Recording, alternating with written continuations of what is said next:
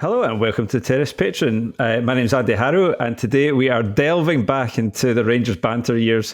This time we're going to discuss CVAs, HMRC and Charles Green. And what better way to talk about the banter years than our favourite Rangers podcaster, or Rangers podcaster. Obviously, I'm the big Rangers podcaster. I suppose I have, yeah. But favourite tennis podcaster who is also a Rangers fan, it would have been the clearer way to say that. But Euan, hello, how are you? I'm very well. I'm very well, Andrew. Thank you. Thank you for that glowing introduction.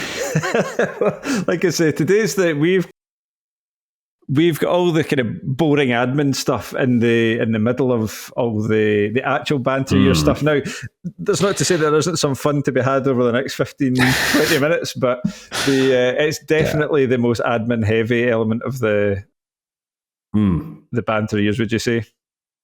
Yes. It was it was quite confusing. It was a confusing time for everybody. Because of what I do professionally, at the time I was probably fairly on top of it. But there was a lot of like legal terminology and insolvency terminology that was getting thrown about that people didn't really understand, and indeed people still don't completely understand what happened and why it happened the way it did. But yeah, it was. It was clearly a chaotic period of time that both on and off the park. But primarily, I suppose for the purpose of this podcast, we'll talk about the off the park stuff. Yeah, and I guess it's difficult to know exactly where to start with this because the whole process is so naughty and, as you say, slightly confusing to those of us who don't really understand. Had to go back and have a look and understand what a CVA was again. Yes. But if we start, I guess, so the previous season, the end of the 2011-12 season is effectively finished. And this is where sort of Charles Green, you can correct me if I'm wrong with any of the details that I've got here, but Charles Green agrees to buy the club from Craig White, and initially he's confident of securing a CVA with the HMRC. So, because the idea is that preserving the club's history, and that's the way that you would do it rather than starting the new co. Have I remembered that, or have I copied that from BBC correctly? Or yeah, well, I suppose so. If Rangers, so a CVA is a voluntary arrangement, based a creditor's voluntary arrangement, where long and short of it is, a company goes into administration because it can't meet its debts, and then you agree, you make an agreement with your creditor to say, right, well, I owe you £1, but I can pay you 50p. How about that? And the creditor either goes yes or no.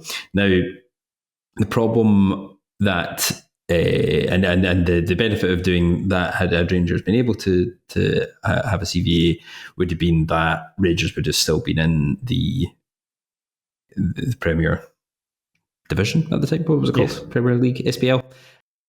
So Rangers wouldn't have had to start in the third division had that been the case, because it would have basically just been coming out of administration, as many other clubs have done. Dundee twice, Parks once.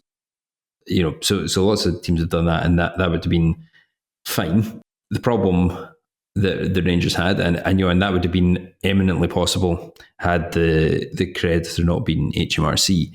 Now, HMRC had a policy at the time that they didn't really like entering CVAs. They wanted paid out in full, notwithstanding the fact that they ended up actually receiving less money in the end than they would have done had they accepted the CVA. But that's HMRC's prerogative. It's sort of they didn't want to be seen to be making deals on tax, and it's sort of I suppose it's more of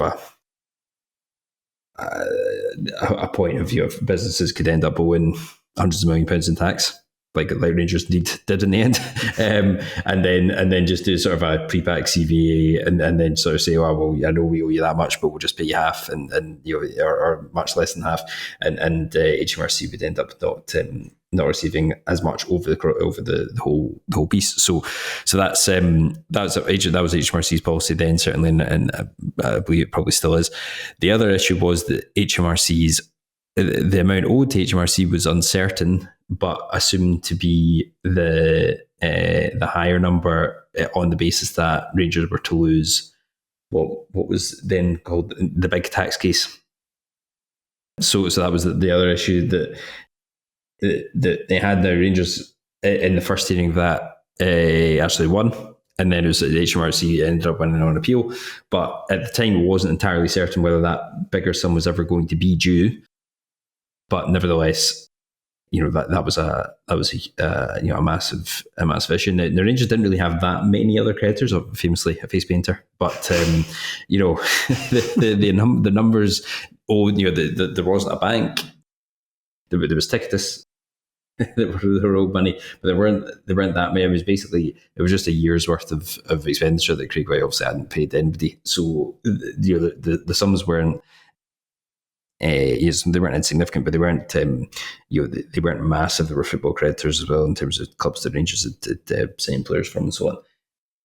But there wasn't the same. It wasn't like there's £20 million owed to the bank that was secured. I mean that was the case before Craig White bought it, but it wasn't the case afterwards. So it was the fact that HMRC were the big creditor that meant the CVA was just never going to happen.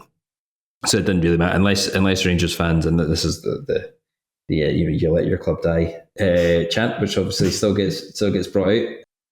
Normally when Rangers are winning games these days, is that Rangers fans would have had to raise over £100 million themselves to save the club, because that was the only thing that would have been, and some of that might never have been actually been payable to HMRC, but that was what was required to do it. So it was a kind of an impossible situation due to the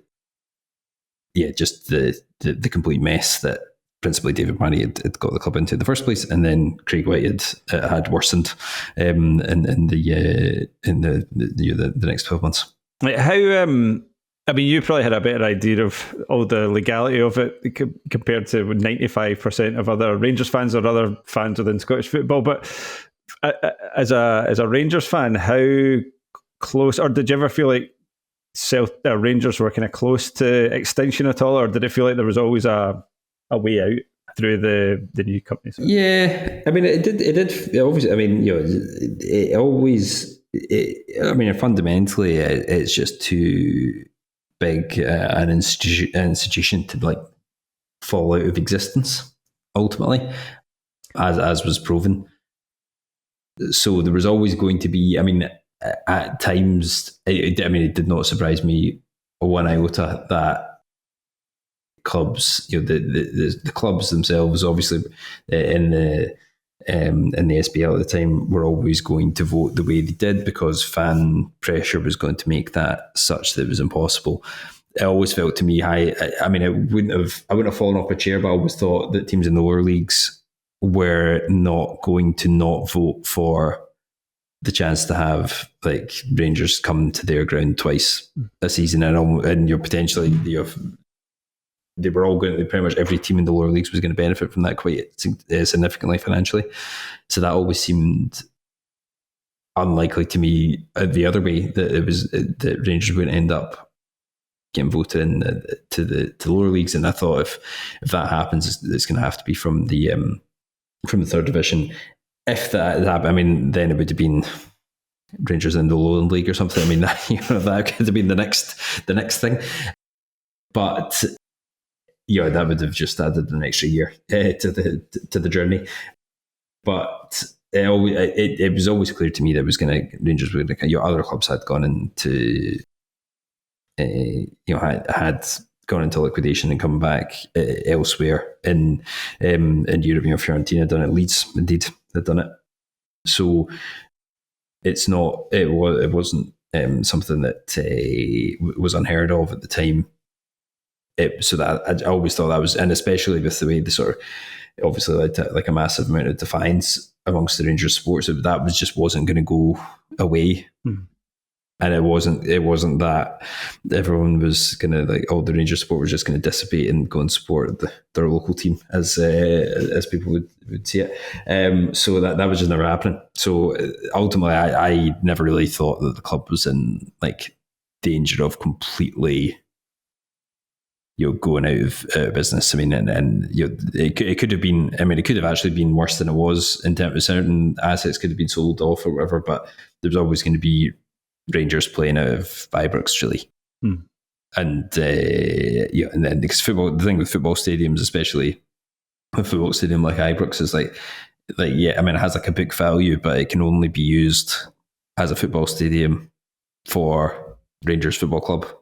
Like it doesn't actually. I mean, it's a big bit of land and stuff, but you can't use it for anything else, and it would cost a fortune to demolish it. So, and bits of it you wouldn't be allowed to demolish because it's a listed building and things like that. So there really wasn't really there wasn't really much else that could happen. There was always going to be Rangers were always going to be playing out of Ibrox, and it was just a matter of what league it was going to be in. Yeah, I don't know. It would have been a nice frontage for a series of new houses. The front of Ibrox there, I could see that happening. I mean, I'm pretty certain this happened on at least a few occasions since. Yeah, Highbury, I suppose. Yeah, that's right. Luxury flats. I don't know luxury flats, and not to disparage Govan as an area, but yeah, I'm not sure that would have had the same values in North London, but possibly not. You touched on the bit that was probably the most interesting, certainly for a fan of another team in the Scottish football pyramid, was the discussion around where Rangers enter the league. At some stage, we know that Rangers are not going to be in the SPL, and that was voted for. I was just trying to find how many voted. I think it was 10 out of the 12 voted Rangers out of the league, and Kelly abstained. Rangers, obviously, with the sole vote to stay in the league. And around that time was all... Can we say, please? No. Yeah. No. And there was a big... But I think the thing that I remember reading this back, and I was like, nowadays I actually don't feel particularly negative against Neil Doncaster, but I remember at the time, I think this is where a lot of my dislike of Doncaster came from, because there was him and Stuart Reagan, especially, it felt like there was a big push to keep Rangers either in the SPL or, worst case, the Championship.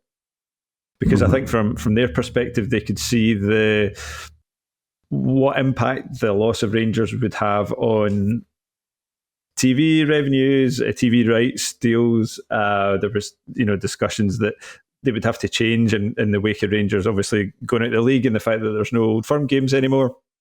And it felt like there was certainly, I think, from the other clubs in the SFL, there was a lot of scaremongering amongst in terms of what impact it would have on the rest of the league that Rangers were suddenly not in the top division, and especially moving down to Division 3 like it was at the time, that about 3 years at a minimum out of the top league would have a disastrous impact on the league. Was there anything that stood out particularly from that time as a fan, or when you went back and kind of looked at this stuff again today? Was there anything that kind of stood out from it? That there was so much like nonsense on both sides, because it was like sink us, we'll sink you type, which I think was a banner actually. And the Rangers fans say, "Oh, I'm never going to go to an away game again. Going to boycott the blue pound, the strength of the blue pound, and all this kind of stuff," which was obviously completely overblown. And then there was the other way around, where it was like, it was like sort of all the other fans of Scottish football had this sort of Lionel Hutz dreaming of a world without lawyers type situation. This is what was going to happen when Rangers went bust, and this completely. I remember like Sellout Saturday was the thing that was like the first game week after. This for the start of the new season, and every ground's going to be sold out, so that because the clubs need to be rewarded for standing up and to Rangers, and listening to the fan base and stuff, and that just dissipated, and crowds didn't change at all. I don't think, other than slightly down because they had one less big away support coming basically. So there was a lot of like nonsense on both sides, really, in terms of like the posturing and like the fact that yes, Scottish football could exist without Rangers. I mean, it could, but it is obviously it was quite. It was just quite a different. It was always going to be a bit different in both. Ultimately, to some extent, both like people would sort of obviously would still indeed wish Rangers out of existence, but it was just a club that wasn't going to go anywhere, and everything was going to go back to relative normal. It was just going to be how long that was going to take. And it's still taking too long in my view, but we're getting at times we've been back only to disappear again slightly. But yeah, there's that was never ultimately it was never really going to change that much. It was just a matter of time, and then it was the sort of wishing the Rangers were never going to. Weren't going to come through the leagues or weren't going to be able to. I think I don't know if people maybe thought a lot of the Rangers sport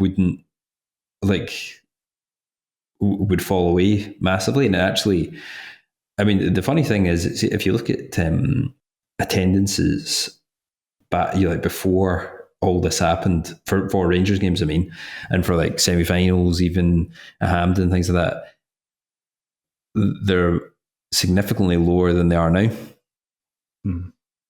which is an interesting. And I think Celtic would have been the same. And I almost think it gave like a jolt of support, which I don't know if this was all is. I mean, because I've just not looked at the numbers. I don't know if that's happened in terms of like your sort of Hearts, Hibs, Aberdeen, and indeed beneath that in terms of attendances, but certainly it gave a jolt. I mean, there's also that famous the Alan McCoist graph thing they used to I actually use that. I use that with my students to show them how numbers can be. Yes, exactly. Exactly. That's amazing. So, but I mean, yeah, obviously that was an odds, but it did actually, the season ticket numbers did increase, and just not as much as the graph would have suggested. So and I think it did because prices went down slightly. So I always wondered if that was the start of. I would be interested to see if the age demographic of the Rangers support changed at that moment in a way which has actually maintained itself in terms of young people could afford to go to games which maybe were on the verge of getting priced out, and then the match going support is became younger at that point and has sort of stayed that way, even as prices have sort of gone up as Rangers have gone through the leagues. But it definitely felt it was like a massive jolt to the club and the support, which I think is still to an extent. I mean, this is the first season I would say where crowds are probably slightly averagely down at Rangers, but it's still more difficult to get a ticket for a Rangers game now than it was, pre, like when Walter Smith was manager, for example, which seems slightly odd, but it did give it did galvanise sport. I think it eventually galvanised. I mean, Celtic sport, it went the other way probably in the immediate term, but again has, because of the lack of competition and so on, but then has also, like, it's harder to get a ticket for a Celtic game now than it ever has been. So that's an interesting byproduct I think of it, is that it probably inflamed everything, give a new sort of spin on obviously like a centuries old rivalry. Yeah, but that's the interesting thing for me looking back in all of this now, and I sort of remember how annoyed I was at the sort of perceived injustice of Rangers just dropping into the Championship for whatever difference it would have made. But the interesting thing is, it seems like almost like a kind of moral panic within football in terms of the impact, like you say, the idea of Rangers dropping into Division 3, how that would sort of completely collapse Scottish football, or even conversely the Lionel Hutz idea of sort of everyone holding hands and singing Ring a Ring of Roses. That didn't happen either in terms of the other, the other teams still didn't like each other. There was still lots of petty backbiting amongst all the other teams. nothing else changed other than that there was a second place opened up effectively in the league, and there was some some loss in revenue, I guess, because of the fact Rangers weren't in the league. Even for their lower leagues, I think outside of the seasons that Rangers were in the league, they were in and out up to the championship so quickly. I don't know how much of a difference ultimately it made to the teams, and then the championship slightly different, I guess, but.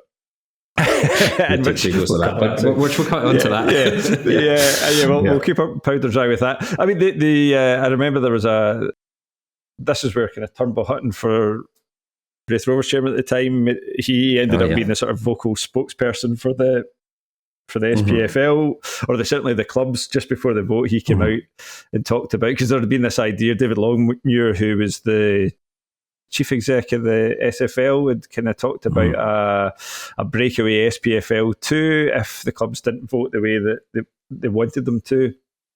And ultimately, clubs 25 of the 30 voted against Rangers playing in the championship, so it was pretty comprehensive. But Turnbull Hutton talked about being bullied and railroaded and lied to, and that it was a corrupt game. And I think probably to some degree he was right, that they were being railroaded into something where the administrative people were keen to see they were terrified of a certain type of result, which ultimately didn't really come to pass. And as we found out, and I'm sure you'll agree, Euan, it's been a much more enjoyable decade since that happened. Yes. More or less. It was. I mean, I did get that, and it was unprecedented situation in Scottish football to that. For it to happen to arguably the biggest club.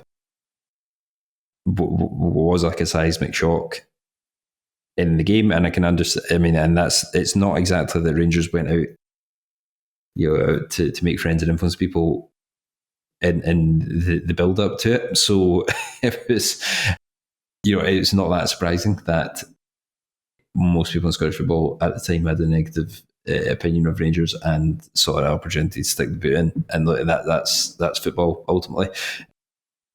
Would it have made sense to go to the championship? And not really. I mean, I think, I always thought it's like, well, either you just treat it as like an insolvency event, and it's like they went into administration, the start of this next season with like a 25-point deduction or whatever it was, or you make them Rangers start from the third division, and that's the. It became fairly apparent to me pretty quickly as to what was going to happen, and it was it was going to be obviously the most severe sort of punishment that you could make. The clubs were going to choose to do that, and especially because, I mean, in that 25 out of 30 vote, I mean, why would teams in the third division not vote for Rangers to be in that? Rather than go two divisions above, and why would teams in the championship vote themselves not to get promoted effectively? So it was the interests were never going to be served, and it clearly the Rangers games were still going to want to be on TV and so on. So everyone was going to benefit from it anyway. So that was always going to be that was just a sort of something that was just never going to be sold. Yeah, and I could see why. If you looked at it sort of coldly and dispassionately, which nobody was doing, and neither was I at the time. But if you looked at it in that way, then you could see that that was always going to be the obvious solution. There was too much pressure put on all the clubs above that to kick Rangers further down the league, and the teams at the bottom were sort of, I suppose, relatively speaking, happy to have Rangers in that league. So yeah, it was always going to go that way. Yeah, I think the other interesting thing about it is how, like you say, there's a lot of self-interest ultimately in it, rather than necessarily just kicking Rangers. Although I'm sure that was definitely part of it for some of the teams. but it was, for me, that was always one of those things that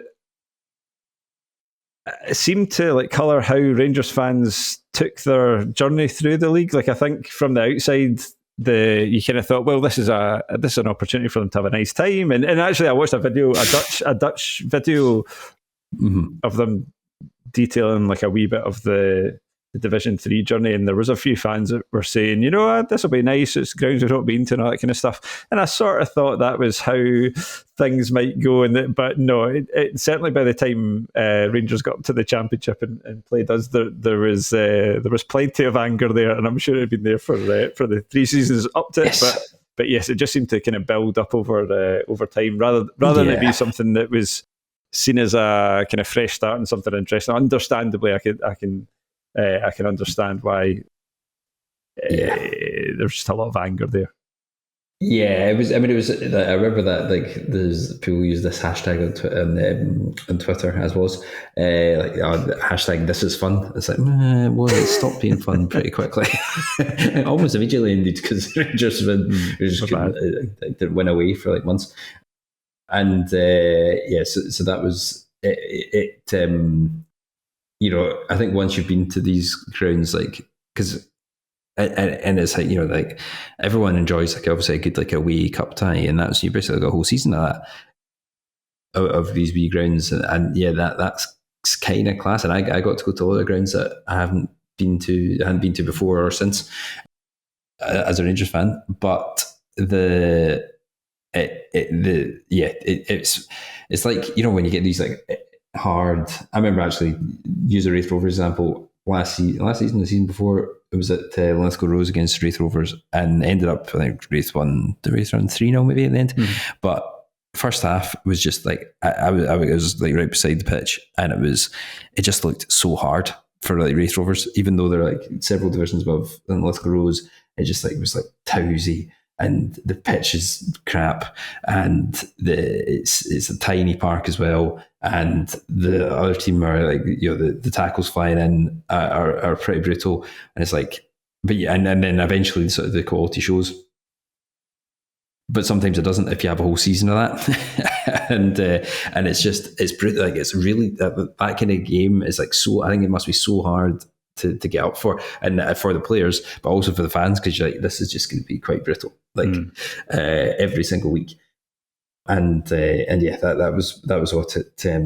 That's how it transpired. So it wasn't when the thing was announced. I was like, we'll get the opportunity to complete the clean sweep of trophies, which we have managed to do. And I believe the Rangers are the only club in world football to have won every single trophy available in the senior game in that country. There we go. So there we go. But because I think Athens didn't win, what happened? There's something they didn't win. But yeah, so that was obviously, that's why we had to have 2 goals to the Championship. So we managed to win the Petrofac Trading Services Cup on the second attempt or fourth attempt. That's one of those sort of Mark Corrigan from Peep Show. You've won, but in the most minor way possible. It's that one. If Celtic, Celtic haven't done the clean sweep, and if they want, then I encourage them to try to do so. Yeah, well, on that note, and we'll keep our powder dry in terms of the actual games until the next time. But for now, thank you, Euan. Thank you, Andrew. Thank you for listening, and we will see you next time. Goodbye.